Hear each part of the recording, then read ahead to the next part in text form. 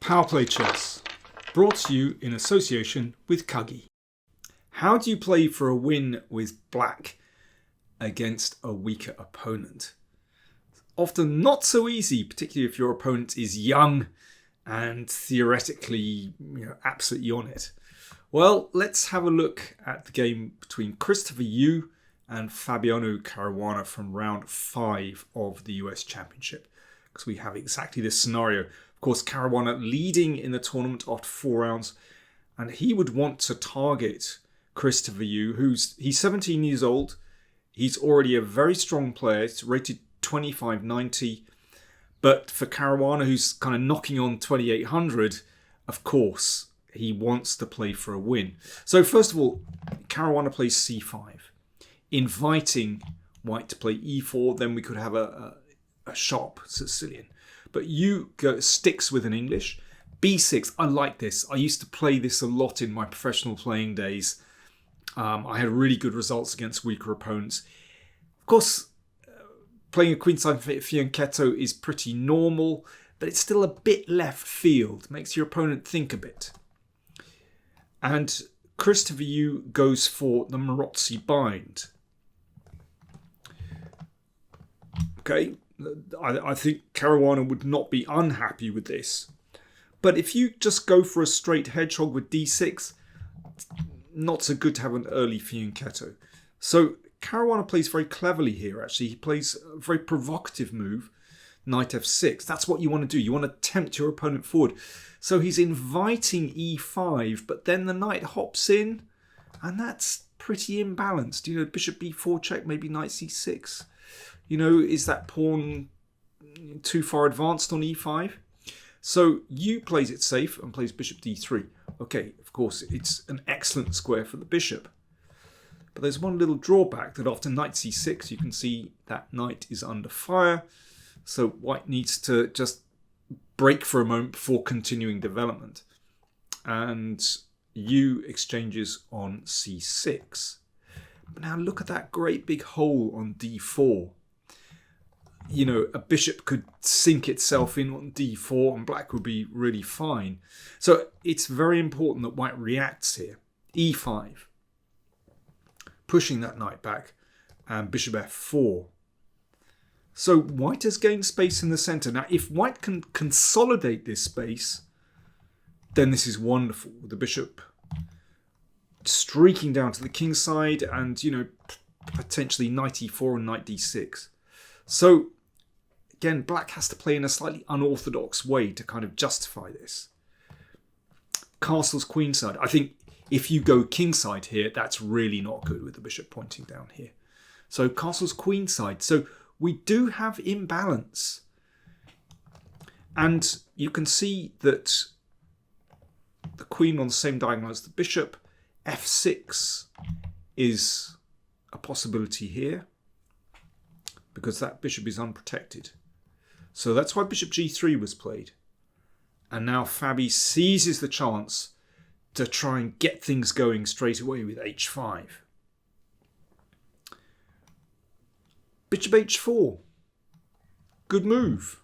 Hitting the rook. Well, if that rook steps to the side, then f4, and white has consolidated this space advantage. And, the pawn is well protected on e5. So here, Caruana made a brave decision. He gave up the exchange. He gave up the rook for the bishop. But he did take a nice central pawn. And he also takes off both of those bishops. So we have a very interesting situation where black has a bishop and pawn against a rook. So a material advantage for white, but this is tricky, particularly as black has the 2 bishops. Now, at the moment, those bishops aren't doing very much, but there is always potential. If you feed this into a computer, then the computer thinks that white has a clear advantage. But this is really tricky. Again, there are lots of decisions for white to make in this position. Do you exchange queens? Well, black is pretty solid there. You could exchange queens here, but no clear way forward for white. So Yu decides to castle Queenside. Queen c7. King b1. King tucked in the corner. Bishop e7. Rook e1. Well, white's pieces look pretty good here. Not very nicely centralized. This bishop is nothing special on b7. If that pawn advances, then it allows the knight into b5. So for the moment, black has to play very carefully not to create any weaknesses. g6 played. Well, if that rook moves somewhere, then the queen might come down to h7. So g6 just solidifies everything and maybe prepares e5 later on because the f5 square is covered. g3, okay, potentially stops that, although at the moment queen d7 would be an answer anyway. King b8, okay, just tucking the king out of the way. Queen e3, okay, that looks pretty sensible. The queen looks at some key squares in the position.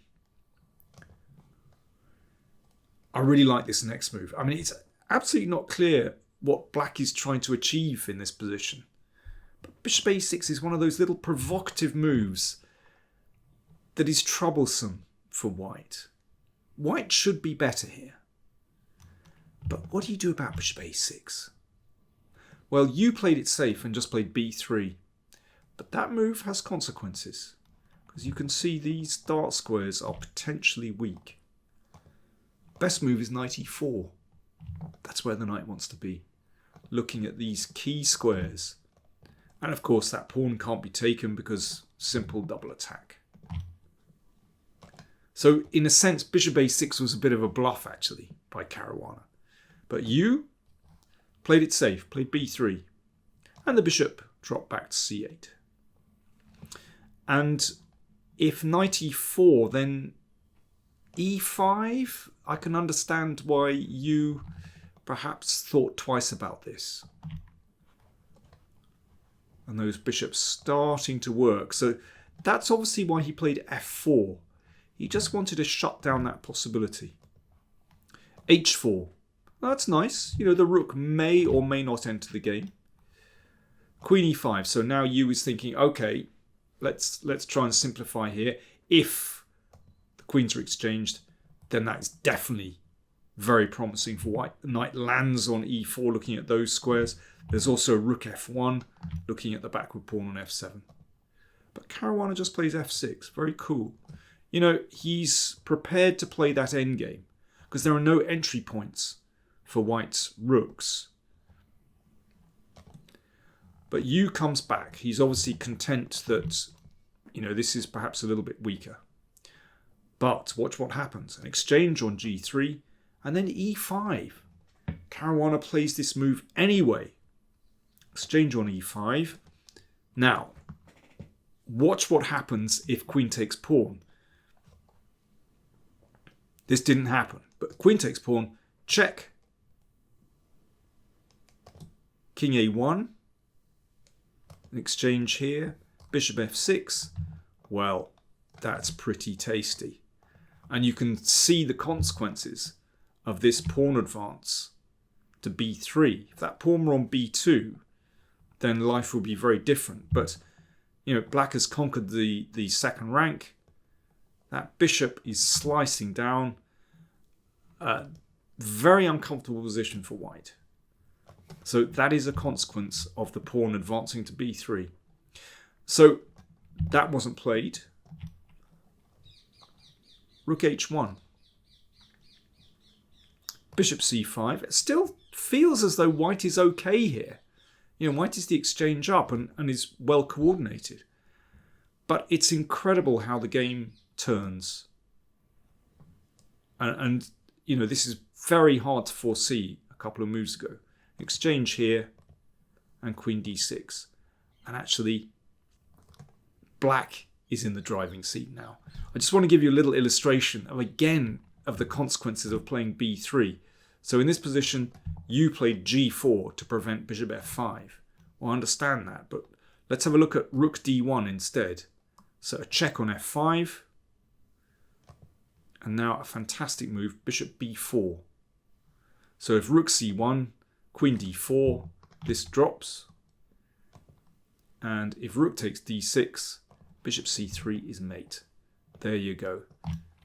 That's why b3 turns out to be quite a mistake. So g4 play to stop bishop f5. Now the queen comes in, and that is a terrible pin.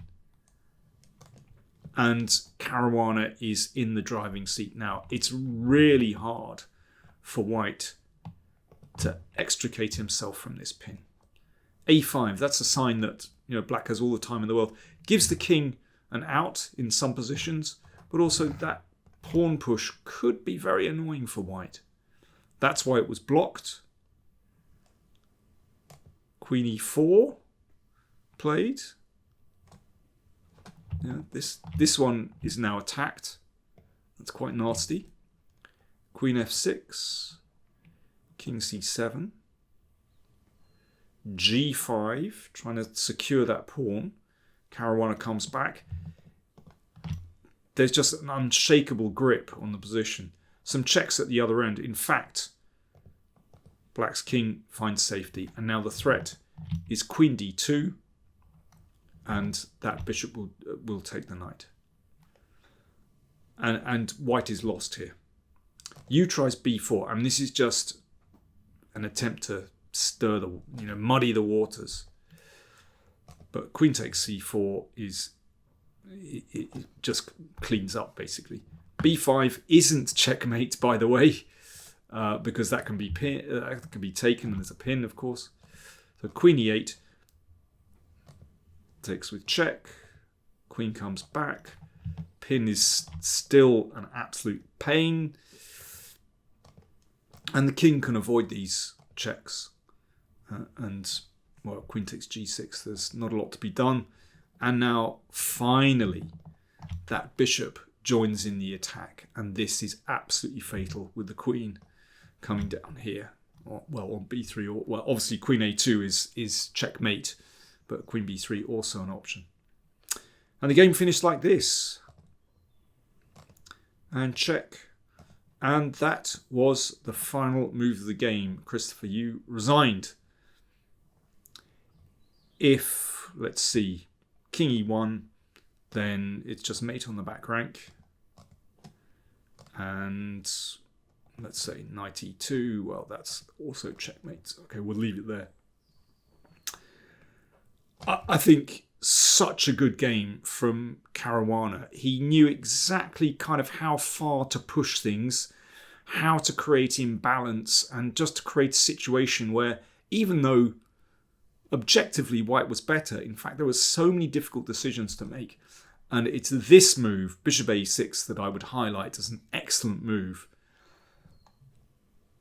b3 was the safe option, but it wasn't a good option.